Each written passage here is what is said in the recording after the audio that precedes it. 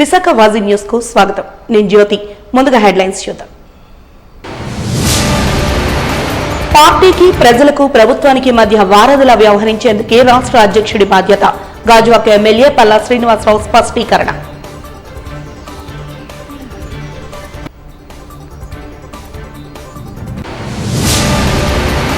భావ వ్యక్తీకరణ స్వేచ్ఛను అణచివేస్తున్న ఉపా చట్టాన్ని తక్షణమే రద్దు చేయాలి. ప్రజా పౌర సంఘాల డిమాండ్.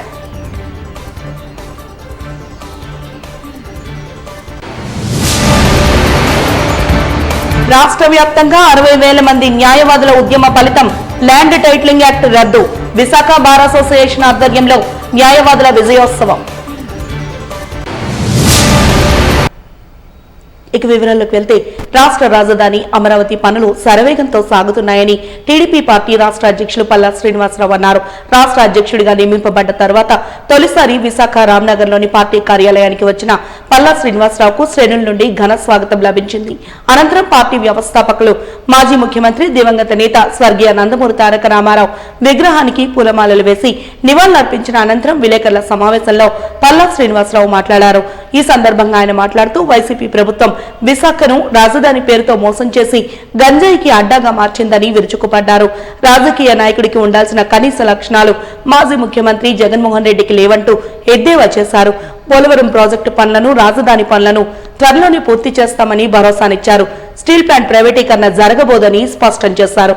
సమావేశంలో ఎంపీ శ్రీభరత్, తూర్పు ఎమ్మెల్యే వెలగపూడి రామకృష్ణబాబు, పార్టీ జిల్లా అధ్యక్షులు గండిబాబ్జీ తదితరులు పాల్గొన్నారు.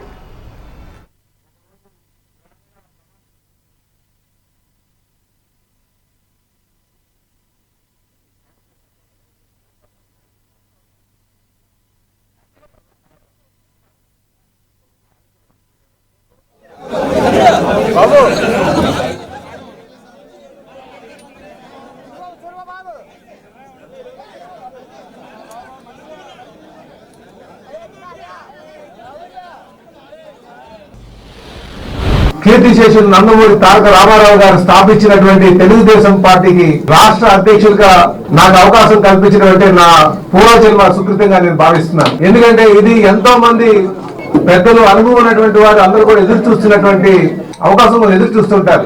కానీ నా శక్తి సామర్థ్యాల మీద, నా మీద నమ్మకంతో తెలుగుదేశం పార్టీ జాతీయ అధ్యక్షులు, ముఖ్యమంత్రి అయినటువంటి చంద్రబాబు నాయుడు గారు నాకు ఈ అవకాశం కల్పించినందుకు వారికి మళ్ళీ నేను శక్తి వంచన లేకుండా పనిచేస్తానని వారికి ఈ సందర్భంగా నేను ప్రత్యేకంగా ధన్యవాదాలు కూడా తెలియజేసుకుంటున్నాను. మా తెలుగుదేశం పార్టీ జాతీయ ప్రధాన కార్యదర్శి అయినటువంటి మా లోకేష్ బాబు గారికి, యువ నాయకులకు కూడా నేను ఈ సందర్భంగా ధన్యవాదాలు తెలియజేసుకుంటున్నాను.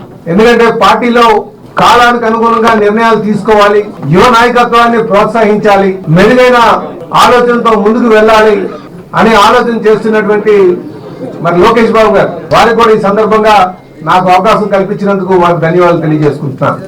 రాష్ట్ర అధ్యక్షుడిగా నా పాత్ర ఏంటంటే, ఎప్పుడు అపోజిషన్ లో ఉన్నప్పుడు కార్యకర్తలందరూ కూడా పార్టీని అధికారం తేడం కోసం చాలా కృషి చేస్తారు. అధికారం వచ్చిన తర్వాత కార్యకర్తల్ని ఎందుకో వాళ్ళు దూరం పెడుతున్నారు, మమ్మల్ని అంతగా పట్టించుకోవట్లేదని ఒక భావన కార్యకర్తలో ఉన్నటువంటి పరిస్థితి ఉందండి. మేము 2019 ఎలక్షన్ చూసినప్పుడు కూడా కొంత కార్యకర్తలు నైరాశ్యంలో కనిపించారు. ఉదాహరించుకుంటే వైసీపీ పార్టీలో కూడా మీరు గమనించండి, 2024 చూసుకుంటే వాళ్ళ కార్యకర్తలు ఎవరు కూడా లేరు. అయితే నాకున్నటువంటి ఆలోచన ఏంటంటే, అధికారం ఉన్నప్పుడు కార్యకర్తలని, ప్రభుత్వాన్ని సమన్వయం చేసుకుంటూ కార్యకర్తలకి ప్రభుత్వంలో భాగస్వాములు చేయడం కోసం ఏ విధంగా అయితే నామినేట్ పదవులు ఉన్నాయో ఆ పదవులు ఇచ్చి ప్రభుత్వంలో భాగస్వాములు చేసి మళ్ళీ ప్రభుత్వం మమేకమై పార్టీతో మమేకమై ఉండేటట్టుగా చేయడం ఒక వారధిగా నా ప్రధాన కర్తవ్యంగా నేను భావిస్తున్నానని చెప్పి ఈ సందర్భంగా తెలియజేస్తున్నానండి. అంటే అధికారం ఉన్నప్పుడు కార్యకర్తలను దూరం చేసుకోకుండా పార్టీని అది ప్రభుత్వాన్ని సమన్వయం చేసుకుంటూ వాళ్ళ ప్రోత్సాహంతో ముందుకు వెళ్ళేటట్టుగా. ఎందుకంటే అధికారం లేనప్పుడు ఇలా చూసుకుంటే సుమారు ఒక విశాఖపట్నంలో 3,000 మంది కేసులు పెట్టారు. అయినప్పుడు ఎన్ని కేసులు పెట్టినా సరే పట్టుదలతో ఈరోజు పార్టీకి కార్యకర్తలు ఉన్నారు కనుకనే మేము అధికారంగా రాగలిగాం. ప్రజలకు ఆలోచన ఉంటుంది, ప్రజలను ముందు నడిపించి ముందుకు తీసుకొచ్చి ఓటు వేయడంలో కార్యకర్త చాలా కీలకంగా ఉంటాడు. ముఖ్యమంత్రిగా సంతకం పెట్టిన తర్వాత మా అధ్యక్షులు గారు ఈరోజు అమరావతికి సంబంధించి శరవేగంగా అక్కడ పనులు చేయడం మొదలెట్టారు. ఈరోజు సగౌరవంగా మనం చెప్పుకోవచ్చు, ఈ రాష్ట్రానికి ఒక రాజధాని అమరావతి కాబోతుంది. అమరావతిని సగౌరవంగా చెప్పుకునేటువంటి పరిస్థితి కల్పిస్తామని ఆ రోజు చెప్పారు ఎలక్షన్ లో. ఈరోజు అది కార్యరూపం దాల్చిందని కూడా ఈ సందర్భంగా తెలియజేస్తున్నాం. ప్రముఖ వ్యాపారవేత్త సూరపనేని లక్ష్మీప్రసాద్ ఆధ్వర్యంలో నిర్మింపబడిన శ్రీ శ్రీ మోగదారమ్మ మహాలక్ష్మి ఆలయాన్ని దర్శించుకోవడంతో తమ జన్మ ధన్యమైందని అనకాపల్లి ఎంపీ సీఎం రమేష్ అన్నారు. సాగర్ నగర్ లో గల మోగదారమ్మ అమ్మవారి ఆలయాన్ని పెందుర్తి ఎమ్మెల్యే పంచకల్ల రమేష్ బాబుతో కలిసి నేడు ఆయన దర్శించుకున్నారు. ఆలయంలో ప్రత్యేక పూజలు నిర్వహించి అమ్మవారికి భక్తి ప్రపత్తులతో దర్శనం చేసుకున్నారు. అనంతరం వారు మీడియాతో మాట్లాడుతూ ఎంతో ఆధ్యాత్మిక చింతన ఉంటే తప్ప ఆలయాన్ని నిర్మించడం సాధ్యం కాదని అన్నారు. ఒక అద్భుత నిర్మాణంగా చరిత్ర అందుకు సూరపనేని లక్ష్మీప్రసాద్ ను అభినందించారు. 12 ఏళ్ల పాటు ఈ ఆలయాన్ని నిర్మించేందుకు కృషి చేసిన సూరపనేని చరితార్థుడంటూ తెలిపారు.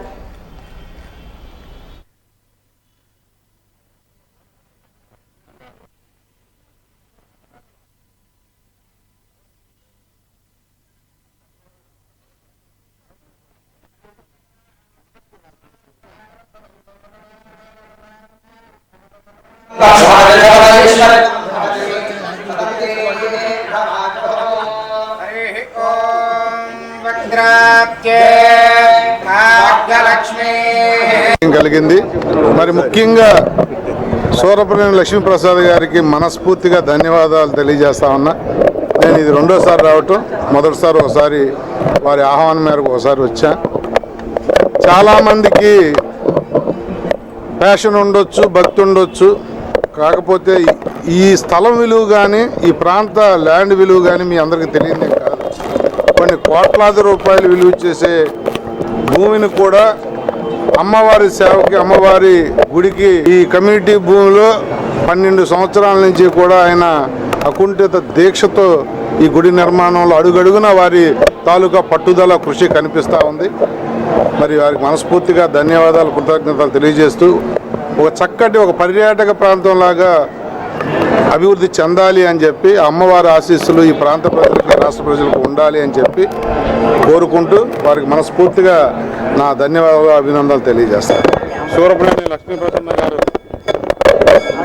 ఆలయం చాలా రోజుల నుంచి దర్శించుకోవాలనుకున్నాం. ఆ రోజు ఓపెనింగ్ అప్పుడే రావాలనుకున్నాం, ఎలక్షన్స్ వల్ల రాలేకపోయాము. ఈరోజు ఆ భాగ్యం ఈరోజు కలిగింది. నిజంగా సమాజంలో ఇటువంటి వాళ్ళు అరుదు. ఎందుకంటే ఇంత అద్భుతంగా, చాలా డీటెయిల్గా, చాలా స్పిరిచువల్గా, అసలు అన్ని కోణాల్లో ఆలోచన చేసి దాదాపు 12 సంవత్సరాలు ఈ ఆలయం నిర్మించారంటే వారి పట్టుదలకి, వారి భక్తికి నిజంగా వారికి ధన్యవాదాలు తెలపాలి. సమాజంలో ఇటువంటి వ్యక్తులు ఉండాలి, అప్పుడే హిందూ ధర్మం కాపాడబడుతుంది.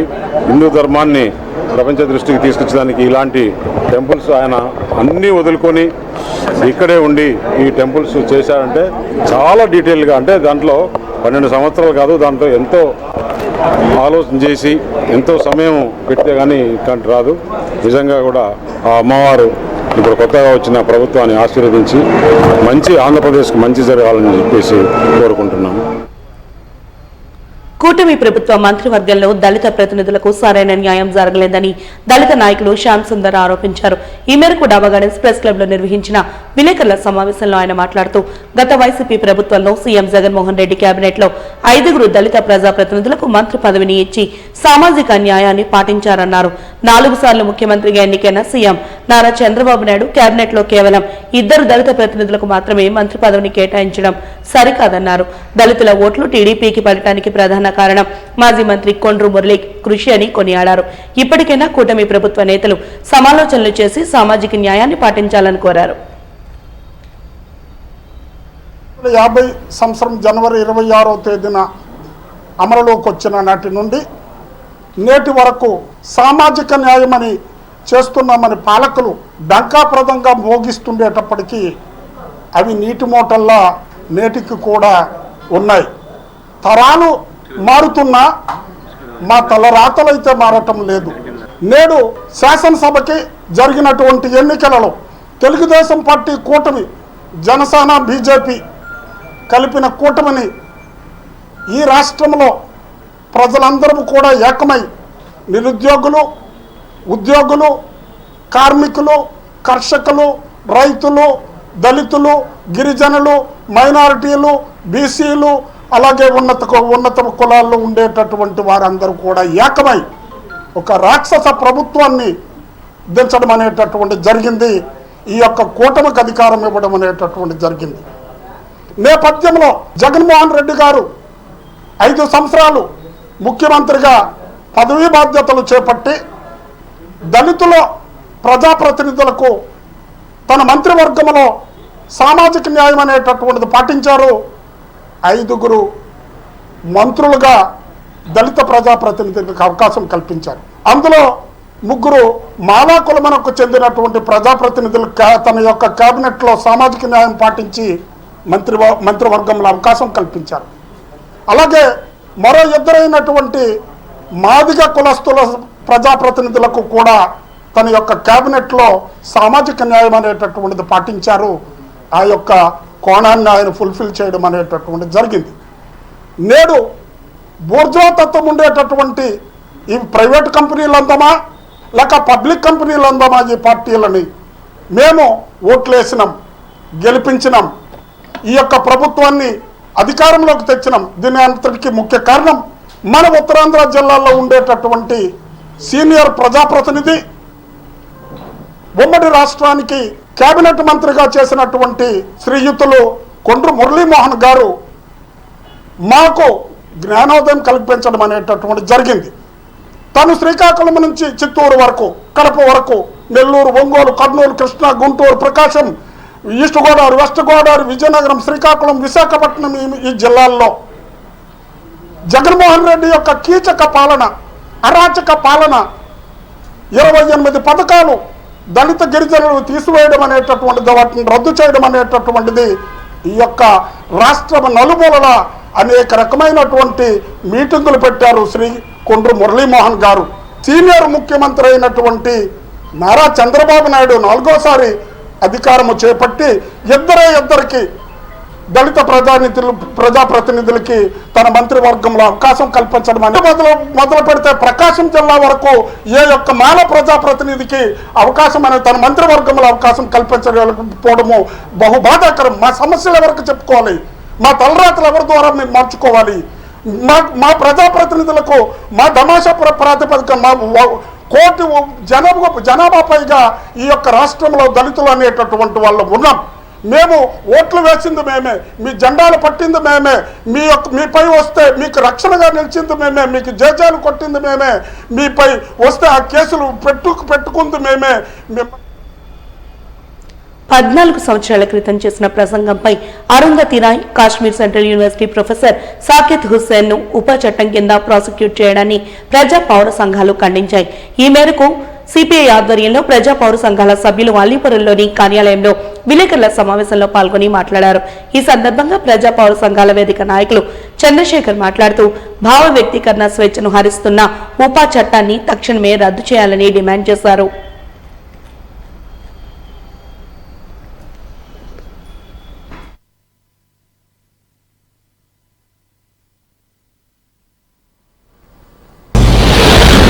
అట్లాగే మోడీ తన ప్రభుత్వంలోకి వచ్చిన వెంటనే G7 G8కి వెళ్ళి అక్కడ మరి క్రైస్తవుల మీద ఒక వ్యాఖ్య చేశారు.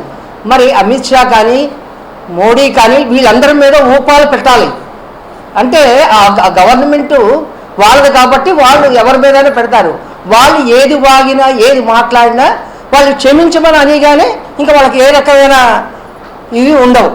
ఎందుకంటే బార్ పేపర్లో కూడా మీరు చూసే ఉంటారు, పోపు దగ్గరికి వెళ్ళి నేను క్రైస్తవుల్ని అనుచితంగా వ్యాఖ్యించాను, నన్ను క్షమించండి అని మోడీ స్వయంగానే మాట్లాడారు. అంటే ఊపా కేసులో ఇప్పుడు అరుంధతి రాయ్ మొదలు కాదు, చివరా కాదు, ఇంకా ఎంతమంది మేధావుల్ని వీళ్ళు గవర్నమెంటు అసలు అనాలోచితంగా ఏ రకమైన ఆలోచన లేకుండా మాట్లాడకుండా వాళ్ళని ఏ రకమైన విమర్శ చేసినా తట్టుకోలేని స్థితిలో ఈరోజు కేంద్ర ప్రభుత్వం ఉన్నది.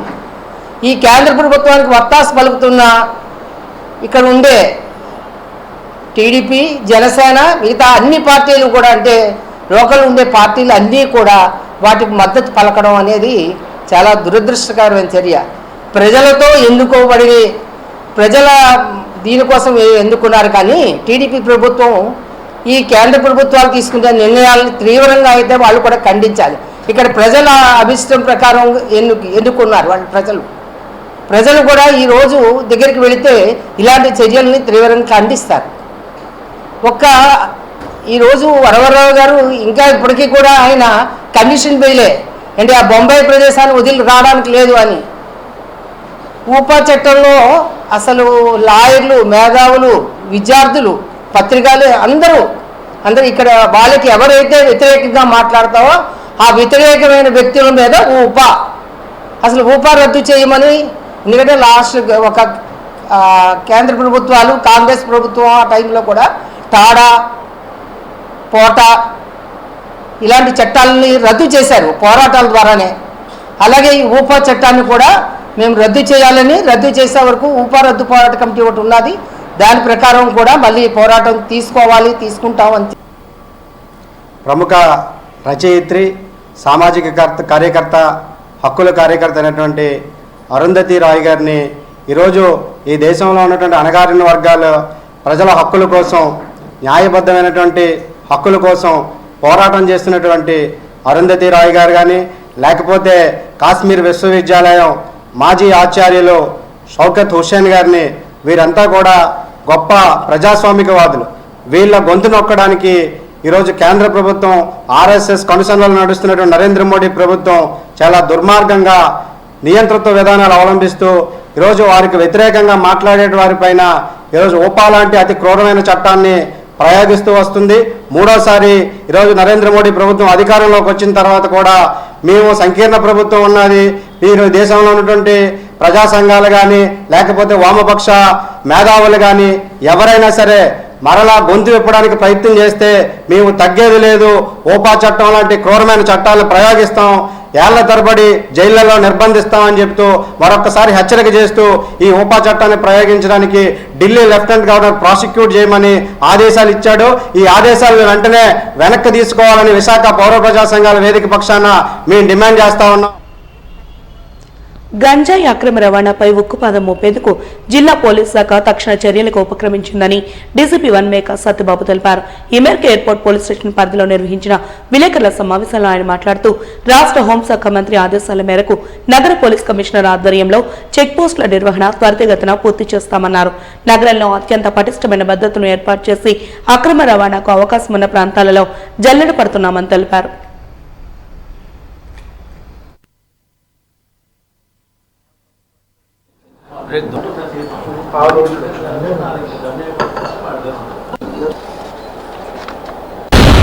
హోంమంత్రి గారు అదేవిధంగా డీజీపీ గారి యొక్క ఆదేశాల మేరకు సిపి సార్ యొక్క ఇన్స్ట్రక్షన్స్ తోటి ఈ విశాఖపట్నం సిటీలో జోన్ 2 పరిధిలో ఉన్నటువంటి ఈ ప్రాంతంలో డ్రగ్స్ కానీ గాంజా కానీ లేకుండా చేయడం కోసం ఒక యాక్షన్ ప్లాన్ తయారు చేయడం జరిగింది. దీనిలో భాగంగా ఎన్ఫోర్స్మెంట్తో పాటు అవేర్నెస్ కార్యక్రమం చేస్తూ 100 రోజుల్లో ఈ యొక్క డ్రగ్స్, గాంజా యొక్క ఈ యొక్క ప్రభావాన్ని చాలా వరకు తగ్గించాలనేటువంటిది ఒక నిర్ణయం తీసుకోవడం జరిగింది. దీనికి తగ్గట్టుగా అనేకమైనటువంటి కార్యక్రమాలని మేము చేపడుతూ ఉన్నాము. దీంట్లో ముందుగా కొన్ని ప్లేసెస్ అంటే వల్నరబుల్ ప్లేసెస్ని ఐడెంటిఫై చేయడం జరిగింది. అంటే ఎక్కడైతే ఈ గాంజా స్మోకర్స్ ఉంటారో, పెడలర్స్ ఉంటారో అటువంటి ప్లేసెస్ని ఐడెంటిఫై చేసి ఆ ప్లేసెస్లో ర్యాండమ్గా ఎవ్రీ డే చెక్కింగ్స్ నిర్వహించడం జరుగుతుంది. ఈ పెడలర్స్ని, స్మోకర్స్ని తీసుకురావడం జరుగుతుంది. వాళ్ళ మీద కేసులు పెట్టడం కానీ, కౌన్సిలింగ్ చేయడం కానీ, ఎవరైనా దీనికి హ్యాబిచువల్ అఫెండర్స్ కానీ లేకపోతే దీనికి ఎడిక్ట్ అయిన వాళ్ళు కానీ ఉంటే వాళ్ళని డీఅడిక్షన్ సెంటర్స్కి పంపించడం కానీ ఇవి చేయడం జరుగుతుంది.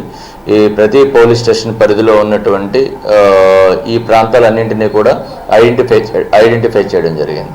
ఈ 100 రోజుల్లో ఈ ప్లేసెస్ అన్నింటిలో కూడా గాంజా స్మోకింగ్ కానీ పెడలింగ్ కానీ ఇటువంటి ఏమీ లేకుండా చేయడం కోసం అన్ని రకాల చర్యలు తీసుకోవడం జరుగుతుంది.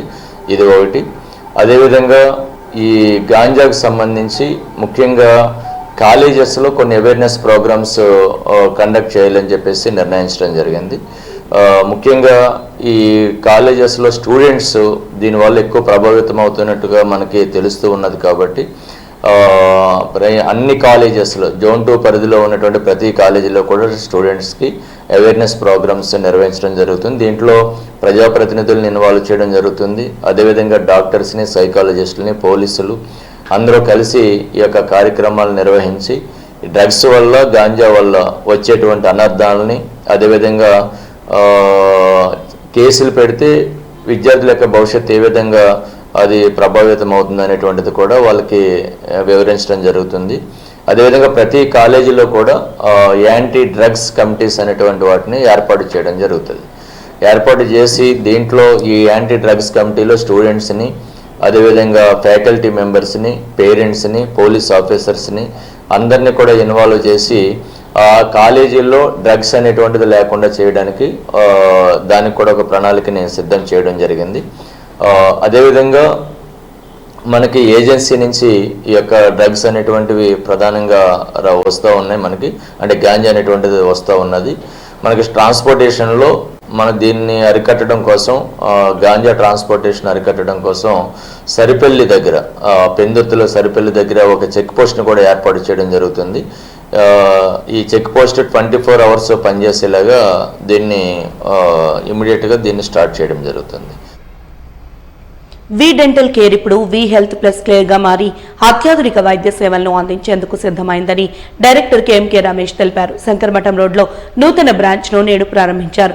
ఈ సందర్భంగా నిర్వాహకులు రమేష్ కృష్ణ మాట్లాడుతూ తమ వద్ద సూపర్ స్పెషాలిటీ క్లినిక్ సేవలు అందుబాటులో ఉంటాయని తెలిపారు. వృద్ధులకు ఇంటి వద్దకే మందులు, డోర్ డెలివరీ తమ ప్రత్యేకతగా చెప్పుకొచ్చారు. వి డెంటల్ కేర్ ను ఆదరించిన తీరుగానే వి హెల్త్ కేర్ ను కూడా ఆదరించాలని వారు కోరారు.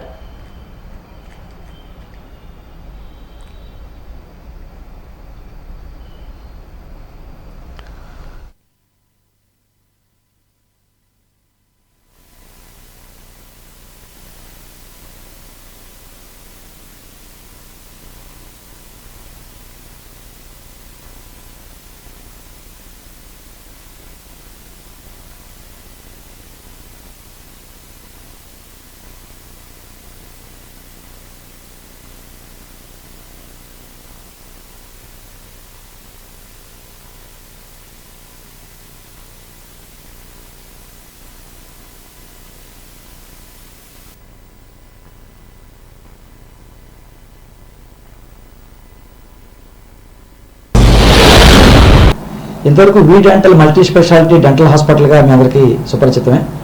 ఈ రోజు నాడు వి డెంటల్ నుంచి ఒక మెట్టు ముందుకు వెళ్ళి V health care super speciality క్లినిక్ని ప్రారంభించడం జరిగింది. ఈ సూపర్ స్పెషాలిటీ క్లినిక్లో ముఖ్యంగా స్పెషలైజ్డ్ డాక్టర్స్, మనకి కార్పొరేట్ హాస్పిటల్లో హై ప్రొఫైల్లో ఉండే డాక్టర్స్ అందరూ కూడా ఇక్కడ అందుబాటులో ఉంటారు. General physician, general medicine, general surgeon, paediatric, gynaec, dermatology, psychologist, ఇలా అన్ని స్పెషలైజేషన్ సంబంధించిన స్పెషలైజ్డ్ డాక్టర్స్ మనకి అందుబాటులో ఉంటారు. తప్పనిసరిగా విశాఖ ప్రజలు ఈ అవకాశాన్ని, మా సేవలను ఉపయోగించుకోండి. అదేవిధంగా డయాగ్నోస్టిక్ సెంటర్, ఒక ఫార్మసీ కూడా ఉంటుంది. డయాగ్నోస్టిక్స్లో ముఖ్యంగా ఇంటికి వచ్చి మా టీం బ్లడ్ శాంపిల్స్ తీసుకునే అవకాశం కూడా ఉంది. చాలా ఫ్యామిలీస్లో పెద్దవాళ్ళు, సీనియర్ సిటిజన్స్, మంచం నుంచి లేవలేని పరిస్థితిలో ఉన్న వాళ్ళకి బ్లడ్ శాంపిల్స్ తీసి వాళ్ళకి బ్లడ్ టెస్ట్ చేయడం జరుగుతుంది. అదేవిధంగా ఈ విశాఖ నగరంలో ట్రాఫిక్లో ప్రతి ఐటమ్కి షాప్కి వచ్చి కొనుక్కునే పరిస్థితి కూడా ఉంటుంది. అటువంటిప్పుడు వాళ్ళు డాక్టర్ ప్రిస్క్రిప్షన్ మాకు పంపించినట్లయితే వాట్సాప్లో వాళ్ళ ఇంటికే మెడిసిన్స్ కూడా మేము సప్లై చేస్తాం. సో ఈ సదుపాయాలతోటి ఈ వి హెల్త్ కేర్ ప్రారంభించడం జరుగుతుంది. ప్రజలందరికీ కూడా ఆరోగ్యాన్ని అందుబాటులో తీసుకురావాలి, మంచి ఆరోగ్యం, నాణ్యమైన ఆరోగ్యాన్ని అందించాలనే ధ్యేయంతో ఈరోజు వి హెల్త్ కేర్ ప్రారంభించడం జరిగింది. ఈ వి హెల్త్ కేర్కి లీడ్ చేసేది, ప్రత్యేకంగా ఎగ్జిక్యూట్ చేసేది సిహెచ్ కృష్ణ గారు. ఆయన ఎంఎల్టీ, బిఎస్సీ ఎంఎల్టీ. ఆయన స్పెషలైజేషన్ ఏంటంటే వన్ డే బేబీకి కూడా ఆయన సింగిల్ స్లాట్లో తీయగలరు బ్లడ్, అటువంటి నైపుణ్యం ఉన్న వ్యక్తి అయినా. ఈ సందర్భంగా అందరికీ ధన్యవాదాలు తెలుసుకుంటూ మా సేవలు పెంచుకోవాల్సింది కోరుతున్నాను. Thank you.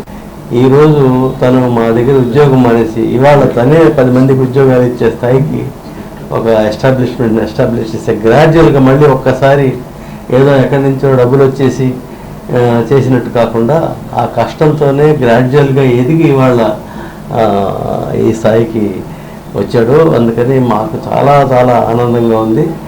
వారికి వారి మిత్రుడు రమేష్ గారికి వాళ్ళిద్దరికీ కూడా మేము పూర్తి అభినందనలు తెలియజేస్తున్నాము. ఎందుకంటే వాళ్ళు టేకప్ చేసినటువంటి వృత్తి వ్యాపారం కాదు, ఇది ఒక సేవ ఆధారితమైనటువంటి వృత్తి. ఇది ఈ వైద్యం అనేది మేము మా అనుభవంలో కూడా మేము చూస్తున్నాం. ఈ వృత్తి నడపడం అనేది చిన్న విషయం కాదు, చాలా చాలా కష్టం. మేము కృష్ణా మెటర్నిటీ నర్సింగ్ హోమ్ నడుపుతున్నామంటే ఎన్ని రకాల అవాంతరాలు ఇబ్బందులు ఎదుర్కొంటున్నామో మాకు తెలుసు. కానీ వీటన్ని కష్టాల నుంచి ఇబ్బందుల నుంచి కాపాడేది ఏంటంటే వృత్తి పట్ల ఉన్నటువంటి మా కమిట్మెంట్. ఆ కమిట్మెంటే మమ్మల్ని ఎన్నాళ్ళు లాక్కొచ్చింది. దాదాపు 40 ఏళ్ళు దగ్గర అయిపోతుంది మా హాస్పిటల్ పెట్టి. ఈ 40 ఏళ్ళు కూడా కన్సిస్టెంట్గా అభివృద్ధి పదంలోనే నడిచాము అంటే మేము ఆ వృత్తికి సంబంధించినటువంటి ఏవైతే ఆ సూత్రాలు ఉన్నాయో ఆ సూత్రాలన్నింటినీ ఏది వదిలిపెట్టకుండా. మాజీ మంత్రి అమర్నాథ్ అజ్ఞాని అని టీడీపీ రాష్ట్ర కార్యదర్శి లొడగల కృష్ణ అన్నారు. జిల్లా తెలుగుదేశం పార్టీ కార్యాలయంలో జరిగిన విలేకరుల సమావేశంలో ఆయన మాట్లాడుతూ ఎన్నికల్లో ప్రజలు అద్భుతమైన తీర్పు ఇచ్చారన్నారు. మంత్రిగా అమర్నాథ్ 5 ఏళ్లు అవగాహన రాహిత్యంతో ఏం మాట్లాడారో ప్రజలు గమనించారన్నారు. అతను ఒక అజ్ఞానిగా అభివర్ణించారు. తన మంత్రిత్వ శాఖను పట్టించుకోకుండా అనకపల్లి మైనింగ్ మాఫియాకు నాయకుడయ్యారంటూ దుయ్యబట్టారు. బడుగు వర్గాల నుంచి విసన్నపేట భూములను దోచుకున్నారని ఆరోపించారు.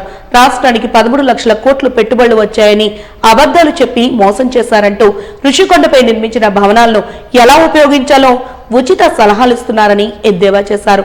అమర్ చేసిన అక్రమాలను అమోనియం నైట్రేట్ సప్లైపై సిబిఐ దర్యాప్తు చేయాలని డిమాండ్ చేశారు. ఈరోజు రాష్ట్రంలో సుపరిపాలన కావాలని ఈ రాష్ట్ర ప్రజలు అతి పెద్ద మ్యాండేట్ తెలుగుదేశం పార్టీకి ఇచ్చారు. దానికి ముందుగా ప్రజలకి దీనికి సహాయపడిన వారందరికీ కూడా మీడియా మిత్రులందరికీ కూడా శుభాకాంక్షలు తెలియజేసుకుంటూ గత ప్రభుత్వంలో జరిగిన ఎన్నో రకాల అవినీతి కార్యక్రమాలు జరిగాయి. అందులో ముఖ్యంగా ఈ విశాఖపట్నం చెందిన గుడివాడ అమర్ ఒక అజ్ఞానుడు, ఏమీ తెలియని వ్యక్తి ఒక మంత్రి పదవి ఇస్తే ఏ రకంగా మాట్లాడుతున్నాడో మీరు గత 4-5 సంవత్సరాల నుంచి కూడా చూశారు. నిన్న కూడా ఏం మాట్లాడాడు కూడా ఈ రాష్ట్ర ప్రజలకి ఆయన యొక్క అవగాహన రాహిత్యం ఎంతుందో ప్రజలు గమనించారు. ఆయన్ని ఈ రాష్ట్రంలో రోల్ మోడల్గా తీసుకోవాలి అవినీతికి.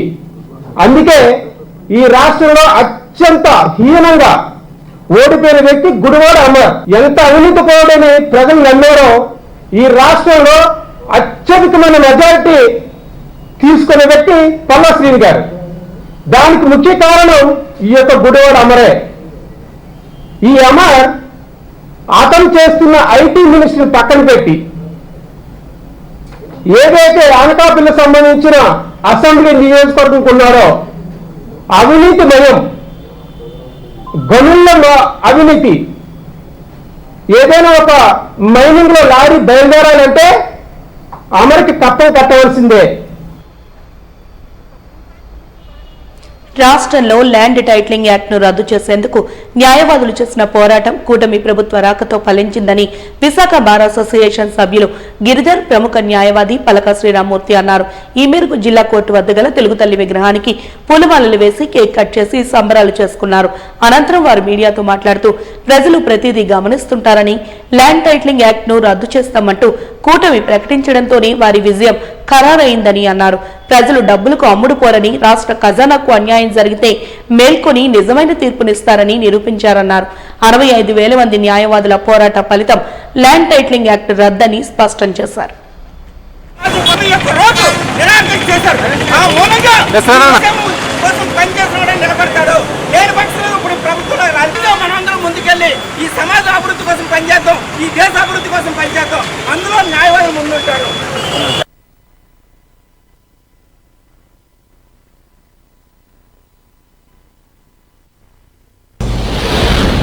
ల్యాండ్ టైటిలింగ్ యాక్ట్ అనేటువంటి చట్టాన్ని తప్పని మొట్టమొదట గమనించి అది ప్రజలకి అర్థమయ్యే అవకాశం లేదు కాబట్టి ఇది ఎంత ఘోరమైనటువంటిది అనేటువంటిది, అలాగే ఈ ఆంధ్ర రాష్ట్రంలోని ఏ ఒక్క సెంటు భూమికి కూడా రక్షణ లేదనేటువంటి విషయాన్ని గమనించి ఇలాంటి రాజ్యాంగ వ్యతిరేకమైనటువంటి చట్టాన్ని రద్దు చేయాలని ఇండిపెండెంట్గా మొట్టమొదటిసారి స్వతంత్రంగా న్యాయవాదులందరూ కూడా పోరాటం జరిపారు. విశాఖపట్నం బార్లో స్టీరింగ్ కమిటీ ఏర్పాటు చేశారు. అలాగే స్టీరింగ్ కమిటీ కన్వీనర్గా బెవరా సత్యనారాయణ గారు, అలాగే శిబిరాన్ని 81 రోజుల పాటు నడుపుతూ శిబిరంలోనున్నటువంటి నిరాహార దీక్షలో పాల్గొన్నటువంటి పలకా శ్రీరామూర్తి గారు, ఇలాగ న్యాయవాదులు చాలామంది కష్టపడి పనిచేశారు. ఏ ఒక్క న్యాయవాది ఈరోజు ఇక్కడ పేరు చెప్పలేకపోయినా కూడా ప్రతి ఒక్క న్యాయవాది కూడా ప్రతిరోజు, ఎందుకంటే పండగల్లోని కూడా ఎవరైనా సరే ఒకవేళ ఒకరిద్దరు లేకపోతే ఆ లోపాన్ని లేకపోతే అక్కడ ఆ ప్రదేశాన్ని కూడా ముస్లిం సోదరులు అందరూ వచ్చి వాళ్ళు కవర్ చేసి వాళ్ళు కూడా కంటిన్యూ చేశారు. అయితే ముఖ్యంగా మేము చెప్పదలుచుకున్నది ఏంటంటే ఈ పోరాటం అనేటువంటిది మొత్తం యావత్ ఆంధ్ర రాష్ట్రానికి పాకిరి ఆఖరికి ఇలాంటి తప్పుడు చట్టాలకి ప్రజలు బుద్ధి చెప్తారనడానికి ఈరోజు ఒక ప్రభుత్వం పడిపోవడానికి నిలువునా కూలిపోయిందండి, తుడిచిపెట్టుకుపోయింది. అలా తుడిచిపెట్టుకుపోవడానికి కారణం ఏపీ ల్యాండ్ టైటిలింగ్ యాక్ట్ అనేటువంటి ఒక దుష్ట చట్టాన్ని తయారు చేసి ప్రజల ముందు పెడితే ప్రజలు ఈరోజు ఒకటి గమనించాలని అందరూ కూడా ప్రజలు డబ్బుకు లొంగిపోతారు, ఓటర్లు డబ్బుకి మాత్రమే ఓటు వేస్తారు, డబ్బుతో ఏదైనా చేయొచ్చు అనేటువంటిది పరమ అసత్యం, తప్పు. ఓటర్లు అలా లొంగరనేటువంటి విషయం భారతదేశానికే కాదు యావత్ ప్రపంచానికి ఈరోజు ఆంధ్ర రాష్ట్ర ప్రజలు నిరూపించి ఈ యాక్ట్ని ఏదైతే రద్దు చేస్తామని మాటిచ్చారో ఆ ప్రభుత్వాన్ని, కూటమి ప్రభుత్వాన్ని గెలిపించడమే కాకుండా చంద్రబాబు నాయుడు గారు తన అన్న మాట ప్రకారం మడం తిప్పకుండా 2వ సంతకం ఈ చట్టాన్ని రద్దు చేయడం కోసం సంతకం పెట్టారు. అందువలన ఈరోజు ఇది న్యాయవాదుల పోరాటం. కేవలం న్యాయవాదుల వలన ఒకప్పుడు మనకి ఎన్నెన్ని గొప్ప ఉద్యమాలు జరిగాయో ఈ ఉద్యమం మాత్రంలో ఒక ప్రత్యేకత ఉందండి. ఆ ప్రత్యేకత ఏంటంటే ఈ ల్యాండ్ టైటిలింగ్ ఉద్యమం న్యాయవాదులు చేయడంలో న్యాయవాదులు పూర్తి స్థాయిలో మొట్టమొదటిసారి గెలిచారు.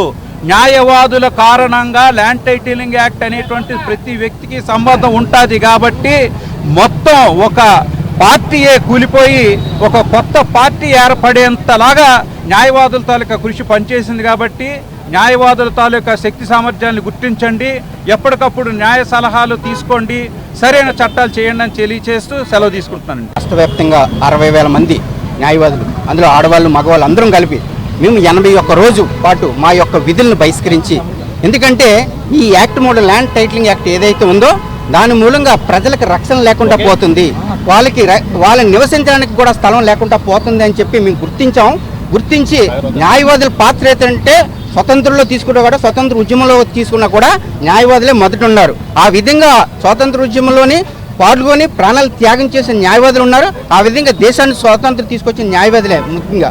ఆ విధంగా ఈ చట్టం మూలంగా కూడా ల్యాండ్ టైటిలింగ్ యాక్ట్ మూలంగా కూడా ప్రజలకి చాలా నష్టం జరుగుతుందని గుర్తించాం. కాబట్టి మేమేం చేసామంటే ఈ ల్యాండ్ యాక్ట్ని రద్దు చేయండి అని చెప్పేసి న్యాయవాదులు 81 రోజు పాటు 60,000 మంది న్యాయవాదులు మేము నిరాహార దీక్ష చేసాం. అయినా కానీ గత ప్రభుత్వం దాన్ని పట్టించుకోకుండా ముందుకెళ్లారు. దాని పర్యవసానమే ఈ రోజున వాళ్ళు గద్దె దిగవలసిన పరిస్థితి వచ్చింది. కావున ఇప్పుడున్న ప్రభుత్వాలు కూడా మేము రిక్వెస్ట్ చేసేది ఏంటంటే ప్రజా సంక్షేమానికి ఉపయోగపడే చట్టాలు ఏవైతే ఉన్నాయో అవే తీసుకురావాలి, అంతే తప్ప ప్రజా వ్యతిరేక చట్టాలు తీసుకొచ్చినట్టయితే గత ప్రభుత్వం లాగా మీకు కూడా వస్తుంది. మీరు అలా చేయరని నేను భావిస్తున్నాను. ముఖ్యంగా ముఖ్యమంత్రి చంద్రబాబు నాయుడు గారికి అలాగే పవన్ కళ్యాణ్ గారికి మేము ధన్యవాదాలు తెలియపరుస్తున్నాం. ఎందుకంటే ఈ చట్టాన్ని రద్దు చేస్తాను అని చెప్పేసి పవన్ కళ్యాణ్ గారు ముందే చెప్పారు మాకు. మేము ప్రభుత్వంలోకి వచ్చిన వెంటనే ఈ చట్టాన్ని రద్దు చేపిస్తాను అని చెప్పేసి పవన్ కళ్యాణ్ గారు చెప్పారు. తన అనుగుణంగానే చంద్రబాబు నాయుడు గారు కూడా దీన్ని రద్దు చేశారు. ఆ విధంగా ప్రజలందరికీ కూడా న్యాయం జరిగే విధంగా వాళ్ళు వెళ్ళారు. కాబట్టి మా న్యాయవాదులు కూడా గుర్తించారు. న్యాయవాదులు ఎప్పుడు కూడా సమాజ వృద్ధి కోసం, సమాజ అభివృద్ధి కోసం, దేశ రక్షణ కోసమే పనిచేస్తారని చెప్పేసి నిరూపిస్తున్నాం. వాజీ న్యూస్ ముగించే ముందు హెడ్లైన్స్ మరొకసారి చూద్దాం. పార్టీకి ప్రజలకు ప్రభుత్వానికి మధ్య వారధిలా వ్యవహరించడమే రాష్ట్ర అధ్యక్షుడి బాధ్యత. గాజువాక ఎమ్మెల్యే పల్లా శ్రీనివాసరావు స్పష్టీకరణ.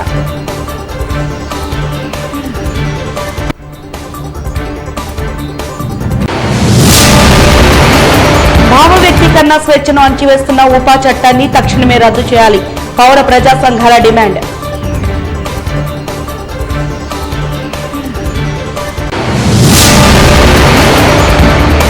రాష్ట్ర వ్యాప్తంగా 60,000 మంది న్యాయవాదుల ఉద్యమ ఫలితం ల్యాండ్ టైటిలింగ్ యాక్ట్ రద్దు.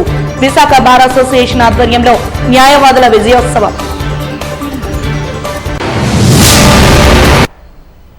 వాజింగ్ న్యూస్ ఇంతతో సమాప్తం. నమస్కారం.